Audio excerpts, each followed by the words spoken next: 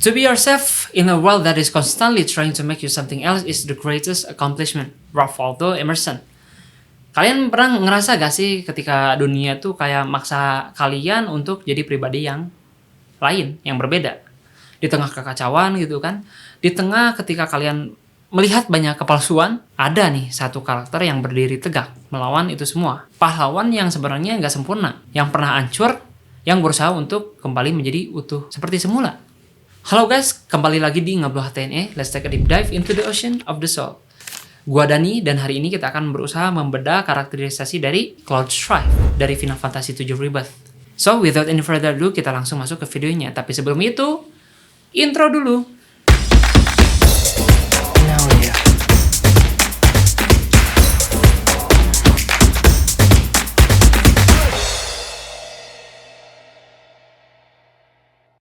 Cloud Strife, nama yang kedengarannya kayak dingin, keren, misterius, dengan pedang besarnya yang ikonik gitu kan, dan tatapin dinginnya. Tapi ada sesuatu yang kiranya ada yang gak beres gitu loh dari si Cloud ini. Apalagi dari dia bersikap gitu kan, yang tadinya dia tuh kayak yang kalem, confident. Kadang dia juga kayak manusia bocil gitu kan, yang kehilangan arah, kayak Chocobo kecil yang kehilangan arah. Ya dia diceritakan bahwa ya ternyata si Cloud ini gak sempurna gitu kan, bahwa si Cloud ini adalah sebuah teka-teki yang harus kita solve. Kunci dari teka-teki atau jawaban dari teka-teki itu ada pada masa lalunya yang kelam dan traumatis. Di awal cerita kita dikenalkan di mana Cloud itu diperkenalkan sebagai soldier first class gitu kan. Tapi semakin kita mainin si Cloud ini, kita jadi sadar ada yang janggal gitu loh. Contoh kayak ingetannya tuh yang berantakan gitu kan. Sama ceritanya yang dibikin seolah-olah bolak-balik. Sampai akhirnya kita tahu bahwa yang diceritain si Cloud itu ya semuanya bohong. Kebohongan yang dia buat gitu kan. Dan kenapa? Pertanyaannya kan jadi gitu. Kenapa dia ngelakuin itu? Dan kenapa dia harus pura-pura jadi orang lain? Ya mungkin kita juga, gua gitu kan, kalian pada pasti ngerasa kayak gitulah. Ketika kita berubah gitu kan, bukan menjadi diri kita sendiri, menjadi orang lain hanya untuk bisa dianggap atau diterima oleh circle atau society. Makanya dari itu semua kita akan masuk ke pertanyaan yang lebih dalam. Siapa gue ini? Kalau semua yang udah gue buat ini ternyata salah. Kita tuh hidup di dua dunia. Dimana dunia yang pertama itu ya realita gitu kan, realita kita. Dan yang satu lagi dunia yang ada di dalam pikiran kita, yang diisi dengan suara-suara, overthinking, dan banyak keraguan. Cloud juga hidup kayak gitu. Dia masih hidup di realita. Tapi kalau kita masuk ke pikirannya kayak labirin. Pikirannya dipenuhi dengan bayangan, suara masa lalu, dan ingatan yang terus bikin dia bertanya, siapa diri gua? Dan lebih dari itu, apa arti kehidupan gua kalau ternyata semua ini hanyalah ilusi? Disinilah kita bisa masuk ke ranah filsafat ya, terutama tentang eksistensialisme. Filsuf seperti Søren Kierkegaard bilang bahwa manusia itu harus memilih keputusan di tengah ketidakpastian. Dan Cloud juga sama gitu loh, tanpa sadar dia dipaksa untuk memilih, untuk menjadi dirinya sendiri.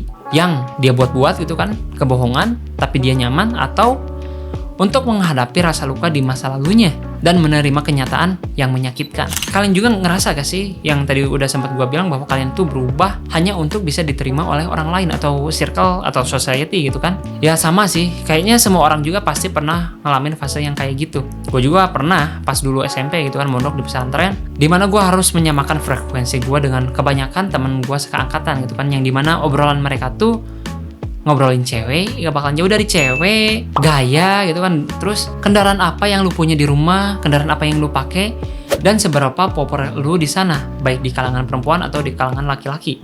Ya pokoknya yang kayak gitu-gitulah. Sementara gua pada saat itu ya pengennya gua berpikiran untuk hal yang lebih kritis lagi. Contohnya kayak sistem pesantren gitu kan, ada yang baik, ada yang buruk gitu kan. Apalagi senioritas antar angkatan yang gak jelas atau gimana gitu kan. Kayak dulu pas gua kelas 1 SMP tuh sistemnya ya kayak kalau ada yang salah, lu pasti pernah dengar lah kalau sistem pesantren itu ada yang keras. Pada saat itu sama keras lah gitu lah. Ditanya sama kakak kelasnya nih, kamu ngerasa salah gak? Terus ya kita ngejawab, ngerasa salah kakak. Ya udah, dia jepret gitu kan, ada hukumannya apa, kesalahannya apa, konsekuensinya apa, cause and effect lah pokoknya, sebab dan akibat gitu kan. Kalau kita ngelakuin ini, konsekuensinya kayak gini. Dan sesimpel itu, dulu tuh sesimpel itu. Kalau kalian salah, ada hukumannya, jepret. Kalian sadar akan kesalahan kalian? Sadar Kang? Sadar Kak? Jangan diulangi lagi ya. Iya, set, beres.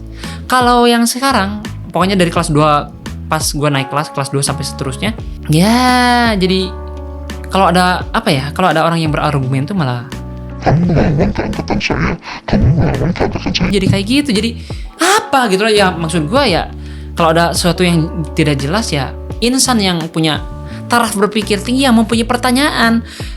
Tapi sistem yang ada pada saat itu seolah-olah kita tidak boleh untuk berpikir, kita tidak boleh untuk bertanya, tapi kita hanya menjalani yang ya udah, it is what it is gitu, kayak gitu, jangan bertanya apapun gitu kan. Ya kayak gitulah pokoknya. Dan ya itu semua yang pengen gue bahas tuh ya kayak gitu loh, yang kayak kritis, apa kenapa ini kayak gini, kenapa itu kayak gitu. Tapi persenan dari orang-orang yang punya pikiran kayak gue itu dikit banget, bisa gue bilang ya hitungan jari lah pokoknya orangnya kayak gitu. Dan karena gue takut gitu kan, ya bocah SMP bro, gue takut ditinggalin, gue takut kesepian gitu kan, gue takut dikucilkan, ya gue mau tidak mau nimbrung sama mereka dengan pembahasan yang tadi, yang menurut gue pada saat itu ya, ini pembahasan apa, asik, bukannya sombong, tapi ya itulah taraf berpikir gue, itulah gue yang sebenarnya. Lagi-lagi itu bukan karena gue sombong, ya itu gue gitu loh, itu gue, kalau gue ngelakuin itu ya itu gue, karena gue takut tadi, terus gue nimbrung sama teman-teman yang kayak gitu, ya gue jadi mikirnya kayak itu bukan, ini gue ngobrolin kayak gini, ngebahas kayak gini, ngelakuin ini, ya itu bukan the real me, bukan gue yang sebenarnya gitu kan. Dan itu yang gue rasakan, ya gue secara emotionally gue empty gitu loh, kesepian, gak ada orang yang bisa gue luapin pikirannya dengan pembahasan yang sama. Ya dari situ kita bisa sadari bahwa lu, gue, kita gitu kan, ya pernah memaksakan diri kita sendiri untuk mencocokkan di suatu lingkungan yang lingkungannya gak pernah cocok sama kita, karena kita takut ditolak tadi, dan karena takut kita dianggap sebagai orang yang tidak berguna. Tapi kalian tenang aja, rasa bingung atau takut itu ya valid. Itu pertanda bahwa kita tuh lagi nyari yang namanya the meaning of life, itu loh, makna kehidupan. Dan dari Cloud juga kita belajar bahwa pencarian tentang makna kehidupan itu juga ya tidak harus selalu sempurna gitu kan. Yang penting kita bisa jujur dulu ke diri kita sendiri, walaupun pelan-pelan gitu kan. Makanya kita harus berevolusi dari kita yang nggak peduli sama diri kita sendiri nih, ke diri kita, ke pribadi kita yang bisa lebih jujur sama diri kita sendiri. Dan untuk siapa? Untuk kebaikan diri kita sendiri lah. Siapa yang nyangka gitu loh bahwa kata-kata self-love itu ternyata tidak semudah seperti yang kita bayangkan. Pasti banyak dari kalian yang ngerasa, anjir ini gue hidup gini amat sih, gak guna amat gitu kan. Tapi tenang aja, kalian dari kesengsaraan itu yang namanya juga krisis, setelah krisis pasti ada yang namanya pencerahan gitu kan. Nah kalian lewati itu dulu aja. Gue yakin setiap dari kalian mempunyai makna kehidupan masing-masing. Baik itu yang pelajar, yang lagi bekerja, yang udah nikah, yang udah punya keluarga gitu kan, sama pasti ngerasain hal kayak gitu. Tinggal kita nyari drive untuk melakukan, atau yang bisa bikin kita motivasi untuk terus maju gitu. Nah dari itu juga kita bisa lihat bahwa semakin kita lihat si Cloud ini dari yang tadinya dingin, akhirnya pelan-pelan pengen terbuka gitu loh sama orang. Dari awalnya confident, kalem, cuek, ya itu semua cuman topeng belaka doang gitu kan, topengnya si Cloud. Karena apa dia bikin topeng kayak gitu? Ya karena dia tidak ingin terlihat lemah. Dan jujur aja, berapa banyak dari kalian yang pernah kayak gitu juga? Cloud juga berubah bukan karena dia makin kuat, tapi ya dia berani untuk bisa menerima dirinya sendiri. Contohnya kayak momen-momen kecil nih yang sepertinya kayak biasa aja, padahal itu kayak gambaran atau clue dari Cloud buat kita biar pahami si Cloud ini. Seperti pas si Cloud ngobrol sama Aerith tapi agak canggung gitu kan, pas mau ngobrol atau mau terus terang sama Tifa tapi dia gak tahu cara ngomongnya, atau pas dia pelan-pelan bener-bener breakdown karena kenyataan yang dia sembunyikan itu tidak selamanya bisa dia pendam gitu kan, bisa dia pendam. Dan dari situlah kita belajar bahwa si Cloud ini sedang berusaha, sedang berjuang untuk menerima dirinya yang sesungguhnya. Setiap karakter di sekitar Cloud itu seperti piece of puzzle dari bagian dirinya. Tifa adalah masa lalunya yang dia pendam, yang belum dia selesaikan. Dan Aerith adalah sebuah harapan bagi dirinya yang bisa jujur ke dirinya sendiri, tapi belum kesampaian. Dia belum berani ke sana gitu kan. Dan Zack adalah ya itu tadi, sebuah kebenaran yang disimpan, tapi tidak selamanya dia bisa tolak. Dan akhirnya pelajaran yang paling ngena dari si Cloud ini adalah untuk jadi manusia yang utuh, ya kita harus mulai satu langkah yang penting, yaitu untuk bisa berani jujur sama diri sendiri. Perubahan itu tentunya nggak instan ya, tapi kalau kalian konsisten, kalian pasti bakal melihat progres atau perubahan dari kalian dari hari ini misalkan, esok hari, dan seterusnya. Kecil dikumpulin banyak. Nah, sekarang coba deh kita perhatikan kayak ada visual-visual gitu kan. Seperti glitch memory, kayak ada suara-suara korslet tapi gak tahu apa yang korslet, mungkin listrik gitu kan. Dan juga ada distorsi realita. Itu semua bukan cuma gaya doang loh, tapi itu semua adalah representasi dari gangguan mental yang nyata dari si Cloud. Ya, si Cloud itu survivor dari yang namanya trauma, PTSD, anxiety, dissociation, dan yang akan kita bahas kali ini yaitu tentang imposter syndrome, di mana kalian mengubah identitas kalian menjadi orang lain lah, intinya kayak gitu. Tapi ya yang namanya imposter syndrome, mereka tuh orang-orang yang mengidap imposter syndrome itu ya takut kalau semua yang udah dia bangun itu ketahuan, karena yang dia bangun kebohongan gitu kan. Padahal kalau kita lihat beberapa dari pengidap imposter syndrome ngerasa kalau apa yang dia lakuin itu selalu gak layak. Padahal ya dia jago, sebenarnya mereka tuh jago di bidangnya, cuman ya itu yang mereka rasain. Kayak si Cloud nih, dia pakai identitas si Zack yang jago gitu kan, jago dalam berpedang, tapi tidak bisa kita pungkiri bahwa si Cloud juga jago dalam berpedang gitu loh. Sementara si Cloud gitu kan ngerasa kalau dia tuh lagi nipu orang-orang yang ada di sekitarnya. Sementara orang-orang yang ada di sekitar Cloud nggak ada yang beranggapan kayak gitu, meskipun beberapa dari mereka tahu kebohongan dari Cloud. Malahan dari mereka tahu itu, mereka pengen berusaha untuk membantu si Cloud. Ya mereka juga ngelihat si Cloud tuh sebagai manusia yang inspiratif, yang kompeten. Sebagian dari mereka juga nganggap si Cloud ini sebagai pahlawan. Ini juga bisa jadi cerminan buat kalian yang ngerasa hidup kalian gak layak, apa yang kalian lakuin itu gak layak, padahal kalian udah berusaha sangat keras. Tapi dari situ juga kita bisa belajar lah bahwa keberanian buat bertemu itu jauh lebih penting daripada yang namanya kesempurnaan. Healing bukan proses yang rapi loh. Kadang kita harus hancur dulu, kayak kaca yang dipecahkan gitu kan. Tapi dari kepingan kaca itu yang kita ibaratkan sebagai trauma atau apapun itulah ya, yang pastinya ninggalin bekas di diri kita.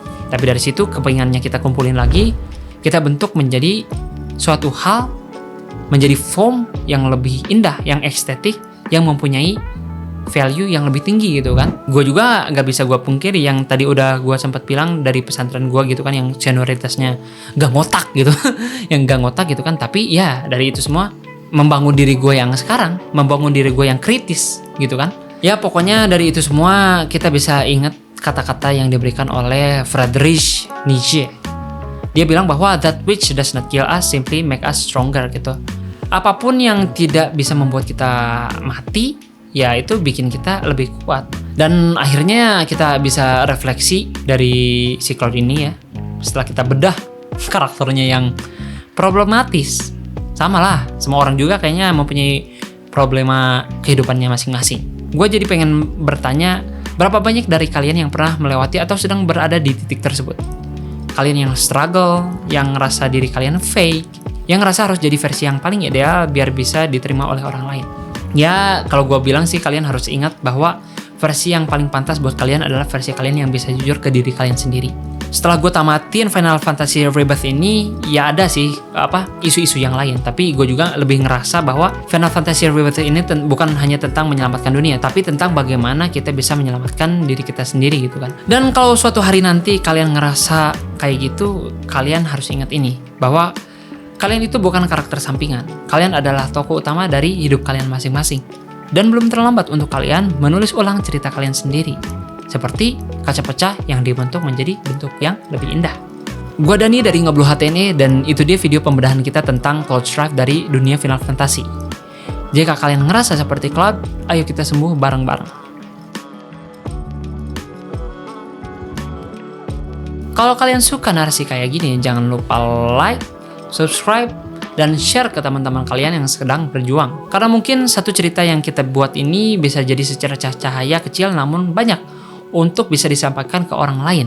Sampai ketemu di video-video Ngeblu HTNE yang selanjutnya. Stay kind and stay real. Sampai jumpa di video-video selanjutnya. Bye-bye.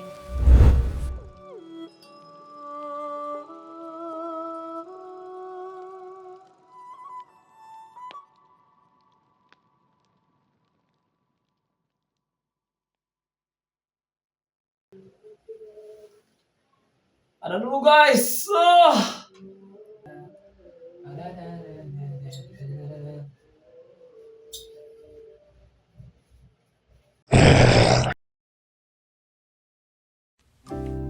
Terima kasih telah menonton video ini. Jangan lupa untuk like, komen, subscribe agar kalian tidak ketinggalan video-video lainnya. Kalian bisa mendukung channel ini dengan berdonasi melalui link sesuai di deskripsi. Setiap dukungan dari kalian sangat membantu untuk berjalannya channel ini. Sampai jumpa di video-video berikutnya.